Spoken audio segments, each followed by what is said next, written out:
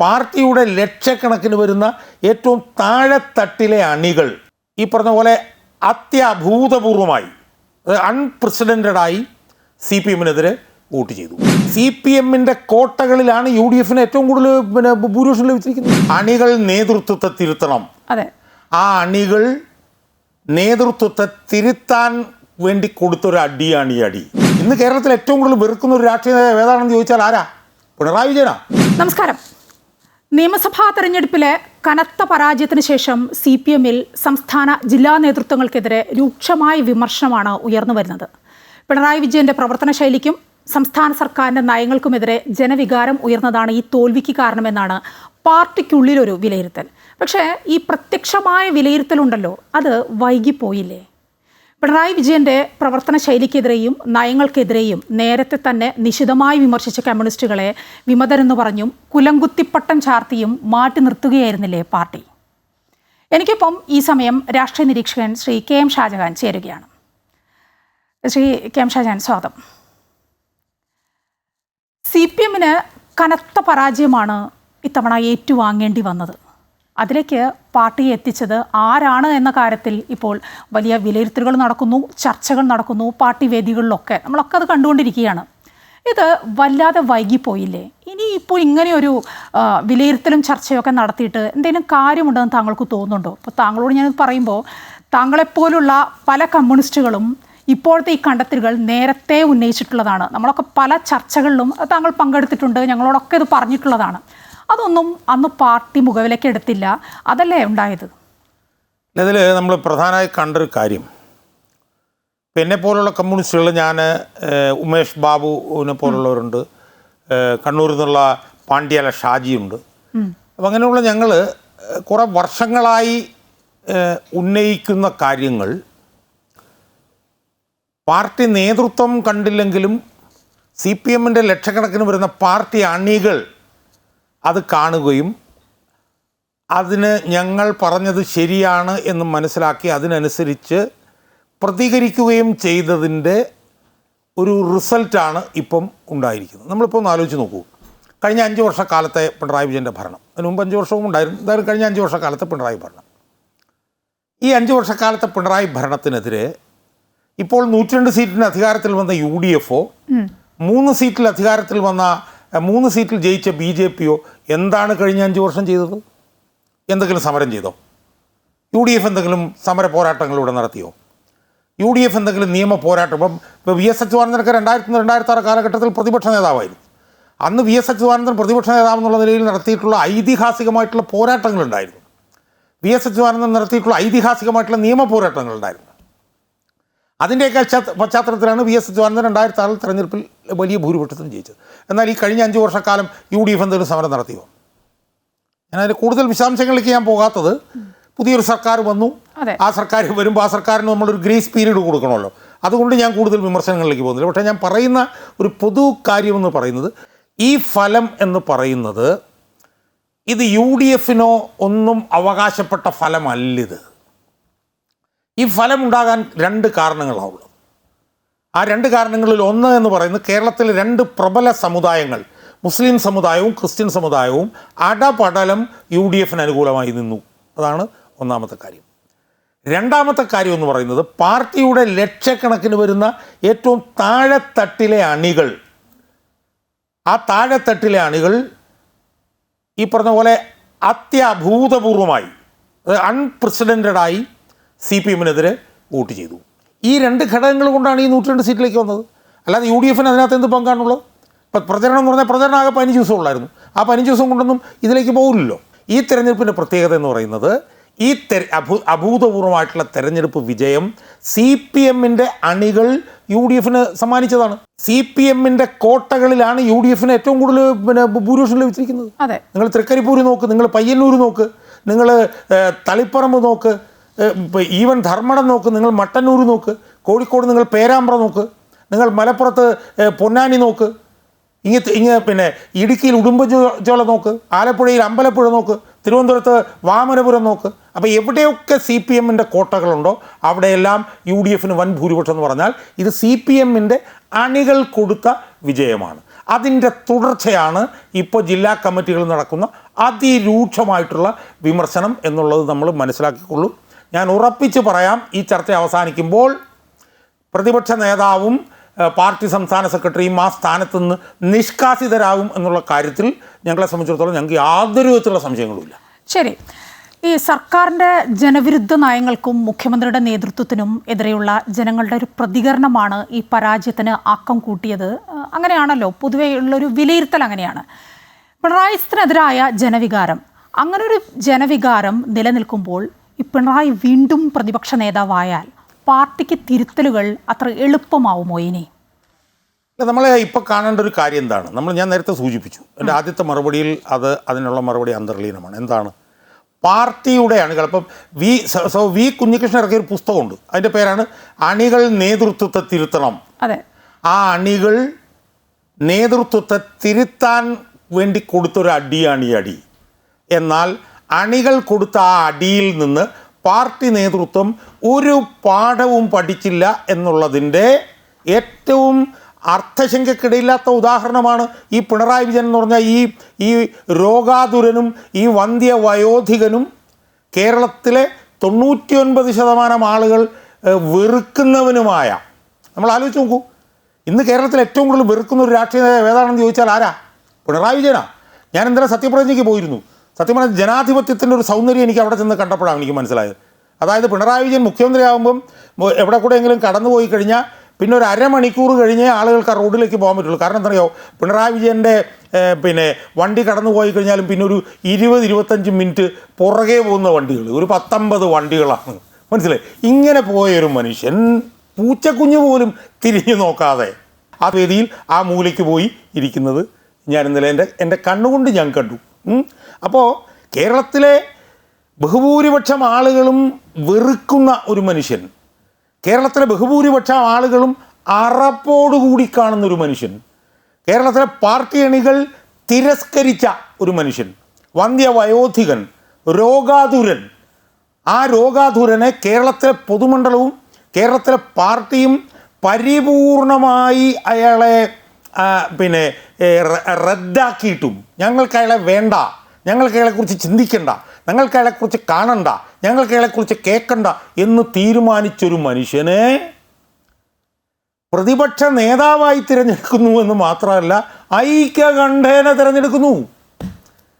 അപ്പോൾ യഥാർത്ഥത്തിൽ റദ്ദാക്കപ്പെടേണ്ടത് പാർട്ടി സെക്രട്ടറിയോ പ്രതിപക്ഷ നേതാവാണോ? യഥാർത്ഥത്തിൽ കേരളത്തിലെ പാർട്ടി സംസ്ഥാന കമ്മിറ്റി തന്നെ റദ്ദാക്കപ്പെടേണ്ടതല്ലേ? കാരണം പാർട്ടി അണികൾ തിരസ്കരിച്ച ഒരു മനുഷ്യൻ. നിങ്ങൾ ഒറ്റ മിനിറ്റ് ധർമ്മടം നോക്കൂ, 50,000 വോട്ടിന് ജയിച്ചെടുത്ത് 18,000 വോട്ടിനല്ലേ ജയിച്ചത്. അപ്പോൾ അയാളെ കൊണ്ടുവരിക എന്ന് പറയുമ്പോൾ അതൊരു കാരണവശാലും കേരളത്തിലെ പാർട്ടി അണികൾ അത് അംഗീകരിക്കില്ല എന്നുള്ള കാര്യം. ധർമ്മടത്തെ വോട്ട് ഇടുന്ന സമയത്തുണ്ടല്ലോ, ഒരു 6ാമത്തെ റൗണ്ടൊക്കെ ആവുന്നത് വരെ പിണറായി വിജയൻ ശരിക്കും അറിഞ്ഞിട്ടുണ്ട്. ഒരു തോൽവി വരുന്ന വഴി അത് കൃത്യമായിട്ട് അറിഞ്ഞതാണ് അന്ന്. അത് ശ്രദ്ധിച്ചില്ലേ? അല്ലാതെ ധർമ്മടത്ത് ഇപ്പം നമ്മൾ ആലോചിച്ച് നോക്കൂ, ധർമ്മടം എന്ന് പറഞ്ഞാൽ എന്താണ്? ധർമ്മടം എന്ന് പറഞ്ഞാൽ അങ്ങേയറ്റത്തെ പാർട്ടി ഗ്രാമമാണ്. അതെ, അവിടെ 50,000 എന്നുള്ള 60,000 ആക്കുമെന്നാണ് പറഞ്ഞത്. അവിടെ മത്സരിച്ച പിണറായി വിജയൻ വീണ്ടും ഒരു തവണ മുഖ്യമന്ത്രിയാവാനാണ് അവിടെ അവിടെ ശതകോടികളുടെ വികസന പ്രവർത്തനങ്ങൾ ഉൾപ്പെടെ അവിടെ നടത്തിയിട്ടുണ്ട്. അവിടെ അയാളെ 50,000-ൽ നിന്ന് 18,000-ലേക്ക് കൊണ്ടുവന്ന ആരാണ്? അവിടുത്തെ പാർട്ടിക്കാരാണ്. അവിടുത്തെ നിങ്ങൾ പയ്യന്നൂർ ഒന്ന് എടുത്ത് നോക്കിയേ. പയ്യന്നൂർ മണ്ഡലത്തിൽ കഴിഞ്ഞ 15 തവണയും വിജയിച്ചിരുന്നത് CPM ആണ്. 2021 തെരഞ്ഞെടുപ്പിൽ ആ മണ്ഡലത്തിൽ 1.25 ലക്ഷം വോട്ടുണ്ടായിരുന്നിടത്ത് 93,000 വോട്ടാണ് CPM അവിടെ കിട്ടിയത്. ആ മണ്ഡലത്തിൽ 51,000 വോട്ടിനാണ് അവിടെ CPMൻ്റെ സ്ഥാനാർത്ഥി ജയിച്ചത്. അവിടെ ഞാൻ ഇന്നലെ കണക്ക് നോക്കുമ്പോൾ അവിടെ 93,000 വോട്ട് കിട്ടിയിരുന്നിടത്ത് ഇപ്പോൾ ഏതാണ്ട് ഒരു 30,000 ചില്ലാനം വോട്ടേ കിട്ടിയിട്ടുള്ളൂ. 51,000 വോട്ടിന് ജയിച്ചെടുത്ത് വി കുഞ്ഞികൃഷ്ണൻ പറഞ്ഞൊരു സാധാരണ മനുഷ്യൻ 7,000 വോട്ടിന് ജയിക്കുകയാണ്. അപ്പോൾ ഇതെല്ലാം കാണിക്കുന്നത് എന്താണ്? ഇതെല്ലാം കാണിക്കുന്നത് കണ്ണൂരാണെന്ന് നമ്മൾ ഓർക്കണം. അതായത് കഴിഞ്ഞ 19 വർഷമായി UDF ജയിച്ചാലും LDF ജയിച്ചാലും കണ്ണൂരിലെ 6-7 മണ്ഡലങ്ങളിൽ 50,000-60,000 വോട്ടിന് ഭൂരിപക്ഷത്തിനാണ് ജയിക്കുന്നത്. ആ കണ്ണൂരിൽ പാർട്ടിയെ ആദ്യമായി അവിടുത്തെ പാർട്ടി അണികൾ തന്നെ തിരസ്കരിച്ചിരിക്കുന്നു. പശ്ചിമ ബംഗാളിൻ്റെ പുറകെ പോകാൻ പോവുകയാണ് എന്ന് സ്വയം പ്രഖ്യാപിക്കുകയാണ് CPM ഈ പിണറായി വിജയനെ പ്രതിപക്ഷ താങ്കൾ പറഞ്ഞപ്പോഴാണ് ഈ സംസ്ഥാന കമ്മിറ്റിയിലൊക്കെ ഇപ്പോഴും പിണറായി വിജയനൊപ്പം നിൽക്കുന്ന നേതാക്കളുണ്ട്. വിമർശനങ്ങൾ മുൻ മുഖ്യമന്ത്രിയിലേക്ക് മാത്രം ചുരുങ്ങരുത്, ഏതെങ്കിലും ഒരു വ്യക്തിയിലേക്ക് മാത്രം ചുരുങ്ങേണ്ടതല്ല വിജയപരാജയങ്ങൾ, യാഥാർത്ഥ്യബോധ്യമില്ലാത്ത വിലയിരുത്തൽ നടത്തരുത്, അതാണിപ്പോൾ നടന്നുകൊണ്ടിരിക്കുന്നത് എന്നൊക്കെയാണ് സ്വരാജ് അടക്കമുള്ളവർ പറഞ്ഞത്. അല്ല, ഞാൻ പറഞ്ഞത് ഈ നേതാക്കന്മാരൊന്നും കേരളത്തിൽ നിലനിൽക്കില്ല. ഇപ്പോൾ തോമസ് ഐസക് എന്ന് പറഞ്ഞൊരു ബുദ്ധിജീവി കഴിഞ്ഞ ദിവസം വന്നിരുന്നിട്ട് പറയുകയാണ് ഐക്യകണ്ഠേനത്തര. ഞാൻ പ്രശ്നിച്ചാൽ ഇത് പഴയ നമ്മൾ കണ്ട കാര്യം. കഴിഞ്ഞ തെരഞ്ഞെടുപ്പിൽ ജനങ്ങളുടെ ജനഹിതം തീരുമാനിക്കുകയാണ് ചെയ്തത്. അല്ലാതെ UDF-കാരൻ ഇവിടെ വന്ന് പ്രചരണം നടത്തി UDF-കാരനെ ജയിപ്പിക്കണം എന്നൊന്നും പറഞ്ഞിട്ട് ജനം ജയിപ്പിച്ചൊന്നുമില്ല. അങ്ങനെയൊക്കെ തെറ്റിദ്ധാരണ UDF-കാരനും പാടില്ല, BJP-കാരനും പാടില്ല. അവരൊന്നുമല്ല, ജനം തീരുമാനിച്ചു. ഞാൻ ചോദിക്കട്ടെ, കഴിഞ്ഞ പഞ്ചായത്ത് തെരഞ്ഞെടുപ്പിൽ UDF എല്ലാ തട്ടിലും ജയിക്കുമെന്ന് ആരെങ്കിലും ചിന്തിച്ചിരുന്നോ? ഒരിക്കലും ചിന്തിച്ചിരുന്നില്ല. കാരണം 75% പഞ്ചായത്തുകൾ CPM-ൻ്റെ ആയിരുന്നു. അവർക്ക് 50% താഴേക്ക് പോയി. അപ്പോൾ എന്താണ്?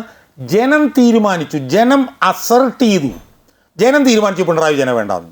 അങ്ങനെ ഐതിഹാസികമായി ജനങ്ങളിറങ്ങി അവരുടെ ജനഹിതം തീരുമാനിച്ചതാണ്. ആ തീരുമാനം 95% പിണറായി വിജയനെതിരായിരുന്നു. അതിന് തർക്കം എന്താണ്? ഏറ്റവും അവസാന സമയത്ത് കൊണ്ടുവച്ച ബോർഡുകളിൽ കാണേണ്ട അയാളുടെ മോന്തയില്ലേ, ഒന്ന് ആലോചിച്ച് നോക്കുക നമ്മൾ. അതിനെതിരായിട്ടാണ് ജനം കുത്തിയത്.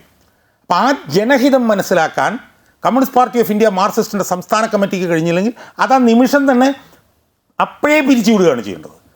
അത് പിരിച്ചുവിടാൻ പാർട്ടി അണികളുടെ ഇടയിൽ ഇപ്പോൾ നടക്കുന്ന ചർച്ച കഴിയുമ്പോഴത്തേക്കും ഇവർ നിർബന്ധിതരാകുന്നുള്ള കാര്യത്തിൽ യാതൊരു തർക്കവുമില്ല. ഇതുവരെ നടന്ന ചർച്ച പോലൊന്നും അല്ല ഇവിടെ സംഭവിക്കാൻ പോകുന്നത്. ഈ പാർട്ടി 5.5 ലക്ഷം അണികളുണ്ട്, പാർട്ടി മെമ്പർമാർ.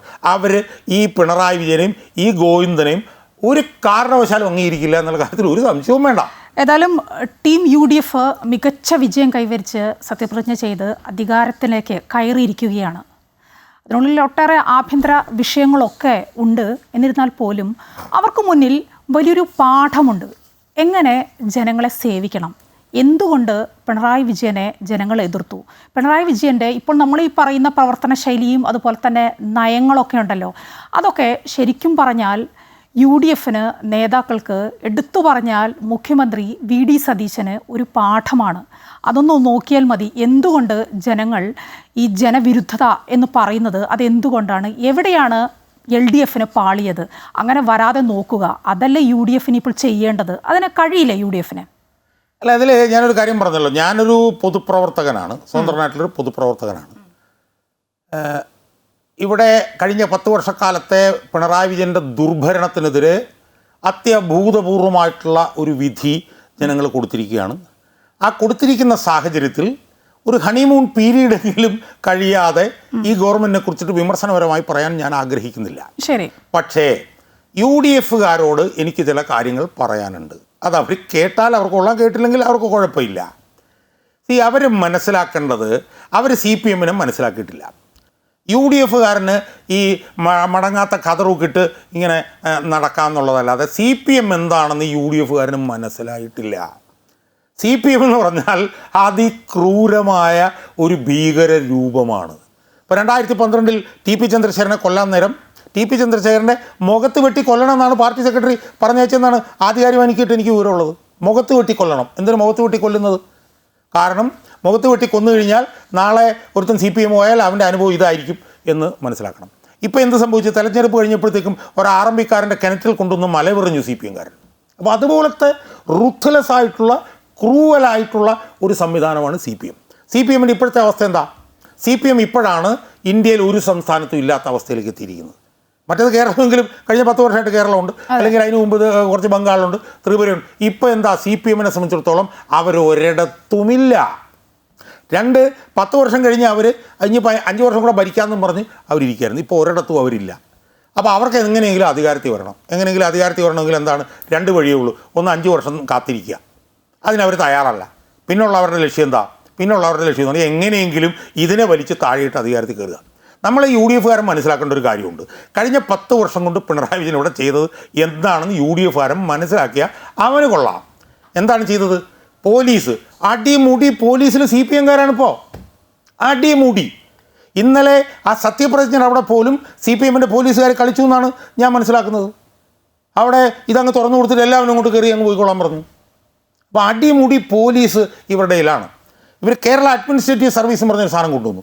ഇടനില സീനിയറായിട്ടുള്ള ഉദ്യോഗസ്ഥന്മാർ മുഴുവൻ ഇവരുടെ ആളുകളാണ്. അപ്പോൾ ആരോഗ്യമേഖലയിലൊക്കെ ഉള്ള ജീവനക്കാർ വലിയ ശതമാനം ഈ കഴിഞ്ഞ 10 വർഷത്തിലെടുത്തുള്ള CPM-കാരാണ്. 1-2 മരണം അവിടെ നടക്കാൻ സമയം മതി. അതുകൊണ്ട് ഈ പിന്നെ പൂക്കളുള്ള വഴികളൊക്കെ ഉണ്ടല്ലോ, ശരശയ്യയായി മാറാൻ അധികം സമയം വേണ്ട എന്ന് UDF-കാരൻ മനസ്സിലാക്കിക്കൊള്ളണം. ജനത്തിനെ സംബന്ധിച്ചിടത്തോളം ജനം ഈ പിണറായി വിരുദ്ധതയൊക്കെ അങ്ങ് മായാനും മറയാനൊന്നും അധികം സമയം വേണ്ട എന്നിവർ മനസ്സിലാക്കണം. ഇവർ ഒറ്റക്കെട്ടായി നിൽക്കണം. ഇവർ പറഞ്ഞ കുറേ കാര്യങ്ങളുണ്ട്. പിണറായി വിജയൻ്റെ അഴിമതി പുറത്തു കൊണ്ടിരുന്നവർ പറഞ്ഞിട്ടുണ്ട്. ലാവ്ലിംഗ് കേസ് 10 വർഷമായിട്ട് പിന്നെ സുപ്രീം കോടതി കിടക്കുകയാണ്. മാസപ്പടി കേസുണ്ട്, സ്വർണ്ണക്കൊള്ള കേസുണ്ട്, ശബരിമല കേസുണ്ട്. ഇതൊക്കെ UDF-കാരൻ അന്വേഷിക്കുമെന്ന് ജനങ്ങൾ നോക്കും. അന്വേഷിക്കുന്നില്ലെങ്കിൽ അവൻ എന്ത് ചെയ്യും? അവനിങ്ങനെ നിശബ്ദനായിട്ട് ജനം അവിടെ ഇരിക്കും. 2029 ഇപ്പം ചെയ്ത പോലെ ആഞ്ഞു കുത്തും UDF-കാരനെതിരായി. അതുകൊണ്ട് UDF-കാരൻ തെരഞ്ഞെടുപ്പ് സമയത്ത് പറഞ്ഞ കുറേ കാര്യങ്ങളുണ്ട്. ആ കാര്യങ്ങൾ ചെയ്യുമോ ഇല്ലയോ എന്ന് ജനങ്ങൾ നോക്കും. ജനങ്ങളാണ് അസർട്ട് ചെയ്യുന്നത്, രാഷ്ട്രീയ പാർട്ടികളൊന്നുമല്ല. പക്ഷേ അത് ഞാനൊരു 6 മാസമെങ്കിലും കൊടുക്കണമല്ലോ. അതുകൊണ്ട് ഞാൻ മിണ്ടാതിരിക്കുന്നതേ ഉള്ളൂ. 6 മാസം കഴിയുമ്പോൾ പറയേണ്ടി വന്നാൽ പറഞ്ഞു തന്നെ മുന്നോട്ട് പോകും എന്നുള്ള കാര്യത്തിൽ ആരും സർക്കില്ല. കാരണം എന്ന് വെച്ചാൽ കഴിഞ്ഞ 10 വർഷക്കാലം എന്നെ ഒരു കോൺഗ്രസ്സുകാരും എന്നെ സഹായിച്ചിട്ടില്ല.